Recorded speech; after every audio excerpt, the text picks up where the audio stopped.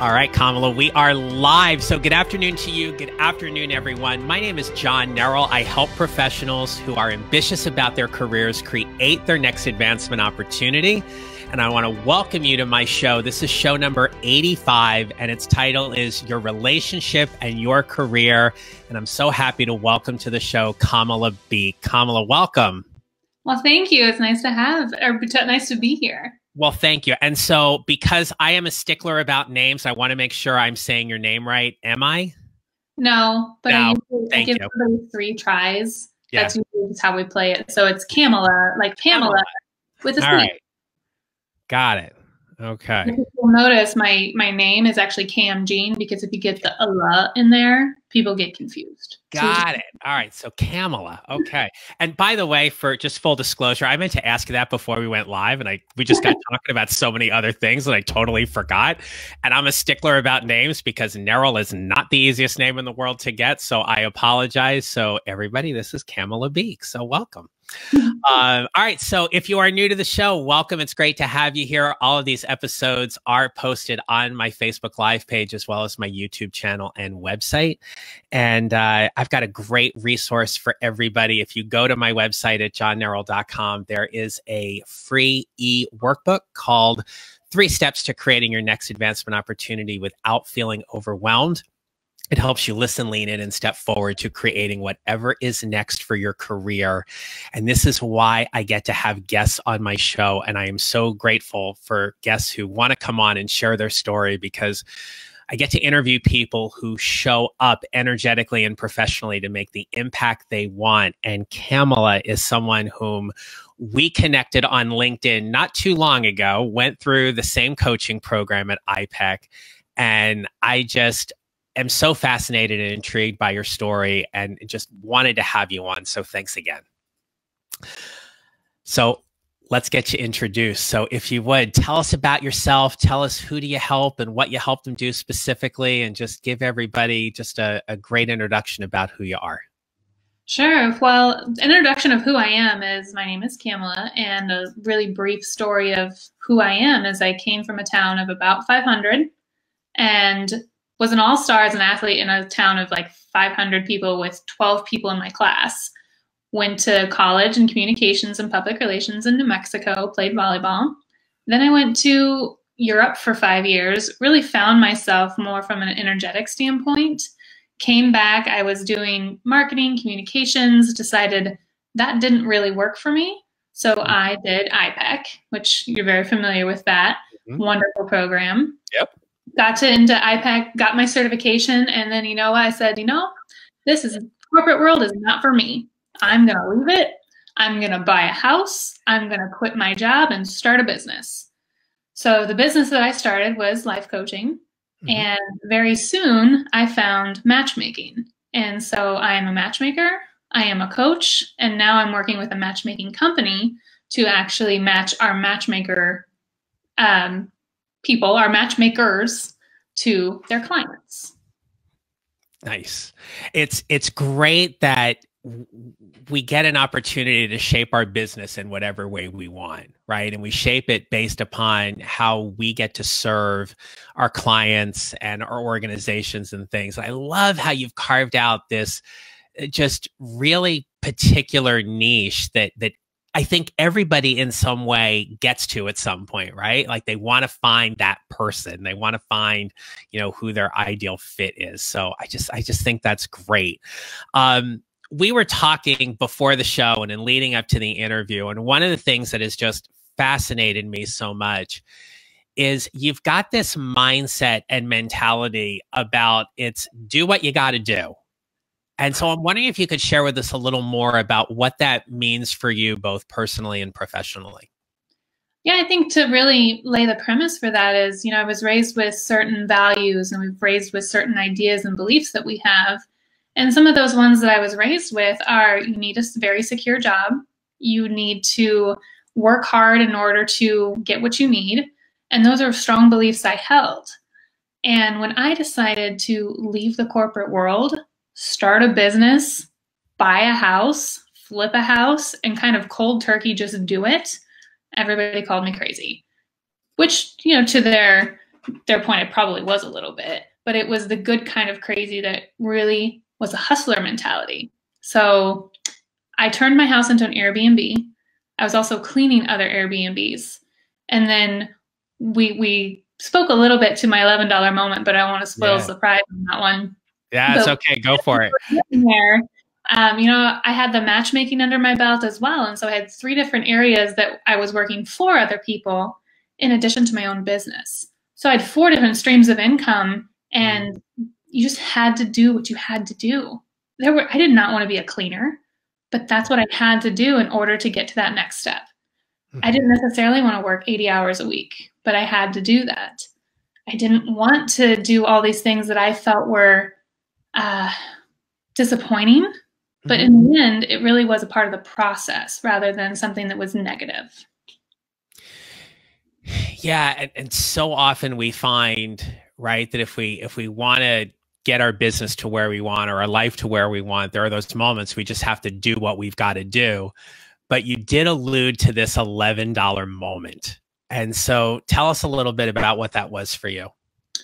So this is the moment when you really understand who you are. To paint a little bit of a picture, I had quit the job, bought the house, and really, truth be told, my dog decided to bite someone in the face, and they decided they wanted to take some legal action. And truthfully, I wasn't in a financial place where I could handle that. So I was mentally stressed, financially stressed, and I had just paid my month's mortgage, knowing that I had approximately 20 days before my next mortgage was due. And as soon as I made that transfer, I looked in my account, including my savings, and I had $11.34 in my name. So when that moment really set in, I remember just being devastated. I went and locked myself in the bathroom, and I cried straight, and just my gremlin came in and said, "You failed. You absolutely failed. Everybody told you couldn't do it, and now here you are." And after those 2 hours of just letting it all out, I sat in bed and I said, okay, what's next? What are you going to do? You have 20 days until you can make your mortgage. And you can either reallocate your energy and start looking for a full-time corporate job, or you can make this work. And something in me was just a gut feeling that said, there is nothing that's going to stop you. You are not going back to corporate. Not yet. There's too many things that still have to go wrong before you're at that moment where you have to go back. So I pretty much cried through the night. The next morning, I was at my computer, and I just thought there has to be a way. I'm working too hard. This isn't working, and I know that there is a way. What good is it doing me to just think about those things that are pulling me down, putting all my effort, all my energy on what's wrong? Just for today, I'm going to focus on what's right. And over the course of the next 2 weeks, I developed a process that is called the CAM process, because I'm kind of quirky and I love acronyms, and it really specifically was alluding to my matchmaking business. And what I did is I created a process that was a funnel for my coaching business, as well as for my my coaching and my matchmaking business. I funneled everybody to this landing page that says, are you conscious? Are you authentic? And are you matchable? And the minute you start telling people, are you matchable? They're like, well, yes, of course I'm matchable. And we started offering these consultations where in 30 minutes, we'd have a conversation. And if you're matchable, great, I'll push you through to matchmaking. We'll talk about all of the things that you need to get prepared for that process. If not, here's a coaching package. And the minute I did that, I let go of what was wrong, and people just started coming to that landing page. And that's when I started to really see the difference in not only my finances, but also my confidence and my energy. So you come up with this CAM method and you start getting people interested. You start getting clients. What is that moment like for you where you just lean in on that even harder? because you know you've got something? Really, honestly, I didn't know that I had anything. At that moment, I was like, I'm going to try it. I have nothing else to lose. That's the mentality I had, is I'm already at $11 and walking down the street, I can't even stop at a coffee shop to work. So something's got to give. I've got nothing to lose. I'm going to put this out there. And almost feels like a fluke, but I feel that because I put the right energy into it, of focusing on how is this working for me, that's really what started to attract the clients. Nice. And so you start getting more clients, and then what? So I start getting more clients, but beyond my own clients, I start really in my own matchmaking business. I have high quality recruits. I start teaching this method to other matchmakers. And the company says, hey, this is really, really good. We'd love to have you kind of step into a leadership role and teach this to our new incoming matchmakers. We'd also like you to kind of use this process in hiring our matchmakers. We want matchmakers who are conscious, authentic, not necessarily matchable, but able to match. Right. So let's use this process of quality assurance to bring in great matchmakers, have great clients, and really up the whole ROI or bottom line of this matchmaking company. Nice.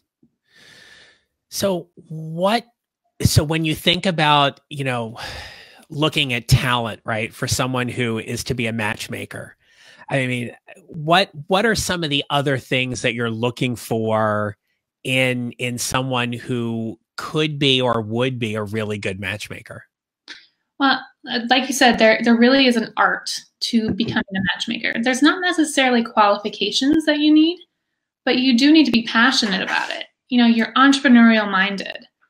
The most important thing about being a great matchmaker is, in the world of IPEC, we like to call it a 5-2, which is something where you can really see the opportunity, but you also, in areas of stress, you have a fire. You're gonna get it done. You have that confidence to say, I am the matchmaker, I am trained, I'm here to co-create with you, but we need to partner together.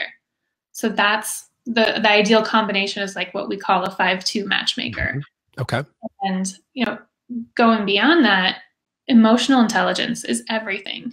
If you have zero education, that doesn't matter. But if you know how to listen to people, acknowledge people, validate people, allow them to be heard, that's what matchmaking is about. The art of matchmaking is really about the person. It's not about the actual match. It's really about broadening and shifting paradigms. You're matchmaking with somebody to give them an opportunity that they've never done before. You can go on this date and you can have a great time, or you can choose to have a terrible time. That is up to you. Your reaction is entirely yours. Or you can sit on your couch and not change anything. What do you want to do?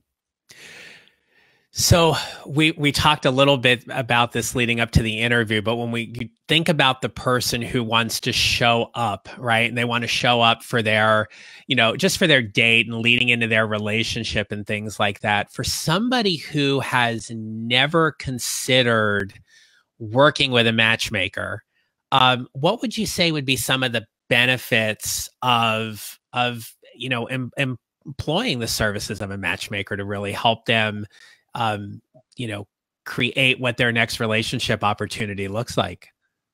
So I think there's a principle out there that says something along the lines of, if you always do what you've always done, you're always going to get what you've always gotten. And matchmaking is bringing in that different perspective, bringing in the expert, so to speak. And we're going to choose someone for you that aligns with your values. We're going to get really deep and dirty about, where is your life going? What do you value? Why do you value it? When your values are in conflict, which ones win and why? So when you understand the core of why you're dating, that's when I can start to choose for you somebody who has those same values and life direction. I like to use the example of, this is a mini microcosm. We're setting you up on a date where you're pretty much forced to talk to someone that you normally wouldn't. And when you think about your best friends, when you think about the people who have become so integral in your life, chances are You went to school with them. You work with them. You're forced to hang out with them until you decide, you know what, this person isn't so bad. I actually like them. It's really what it's about. And we're creating a mini microcosm for you to explore something that is entirely new. You wouldn't choose this person on your own. That's that very clear. But you know they both, for example, they both want kids. They both are really into travel. Those are core values that would really create an experience for them. As you're talking, and I'm just, you said, you think about your best friends, and it's, the people you went to school with and the people you work with and everything. And as you were saying that, and I'm going through my, my nearest and dearest friends, and that's exactly it. Right. I mean, we just, we drove 4.5 hours a couple of weekends ago to a surprise party for, one of my nearest and dearest friends on a Sunday night, and it's like, that's a lot of energy and effort, but you do that for people whom you really care about and you love. Right. And so that just makes a lot of sense that you think about how these relationships form, and you put people together in situations and see where it goes. So I love that analogy. That's great. It is so true. And the other piece to that is what's really great about a matchmaker is they're there to guide you on your reactions. I can put you in a room with someone else who matches all of your values, but if you have a trigger, you're going to decide if you're going to have a good time or a bad time. My job is to help you understand, or help me understand, why did you have those triggers? You're going to learn so much about yourself. If we had priorities such as, let's say, height, ethnicity, and job direction, all of those are met, everything that we talked about aligns, but you come back to me and you're angry. Why are you angry? Why did you decide to go on this date that could have been magical? And just because this person had blue eyes instead of green, you decided to feel miserable. Let's have a conversation around that. Yeah, absolutely. So how much do you love what you get to do day in and day out? Oh gosh, I love what I do so much. You think we're talking about relationships, but we're really not. We're really doing coaching. We're talking about the relationship you have with your emotions, with your reactions, with your job and your perspective on life. I just get to sit there and trigger you all day with these people and figure out what makes you tick. For anybody that's listening, I hope you are hearing the joy and the satisfaction that's coming from Cam's energy right now, because as Mike Jensen just weighed in, he's like, potential overload with these two. You got that right, Mike. Absolutely. No, that's awesome. And I know in both of our collective works, what we're trying to do is we're trying to help increase people's overall satisfaction. So whether it's in their career or their life, and just help them lead a life that is more fulfilling and meaningful and intentional. And that's a great part about the work we get to do. Absolutely. Yeah. Relationships is just one of those vehicles. Right. Absolutely. Without a doubt. So we're getting close on time here. And so as I shared with you and everybody who knows, who has watched, I always end our show with one particular question, which is, what advice would you give to someone to create their next advancement opportunity? Honestly, my advice would be lean into the pain, because the pain is there to tell you what's working and what's not. Lean into it, feel it, and understand its contrast. It's there for a reason. There's duality in the world. We can't understand joy without feeling the pain. So embrace it. Let it lead you to where your next step is. Because if you resist it, that's what's going to create the snowball. If you embrace it, that's what's going to catapult you. I don't think we need to say anything else after that. Just drop the mic kind of moment. That's, yeah, absolutely. Well said. So Cam, if anybody wants to learn more about you, connect with you, get in touch with you, what is the best way for them to do that? Yeah, absolutely. My website is CamJeanCoaching.com. Okay. You can really learn a lot about me there. But as far as being the most active, I'm probably on LinkedIn quite a bit. So feel free to reach out to me on LinkedIn or, of course, at CamJeanCoaching.com. Absolutely. So the website's up there on the screen. So definitely check out Cam's website and everything. Thank you so much for being a guest on the show. You just gave us a tremendous amount of value and insight, not only in your personal story, but in your work story, and just seeing how that all blends together. And I thank you just for being so open today and really helping a lot of people because of your story. So thank you. Absolutely. It's a pleasure being here. All right. Well, we'll have to have you back on again at some point and give us an update and everything. But for everybody that's been watching, thank you so much. If you enjoyed today's episode, please make it a point to share with somebody. So share the video, let them know about today's episode. The more we get to spread this message about how we show up energetically and professionally, the more people get to do that.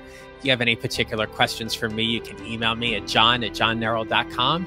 And I will be live again with you next week. So until then, Cam, thanks so much. I appreciate you and appreciate your time today. Hope you have a great rest of the day. Everybody take care. I'll see you next week. Bye.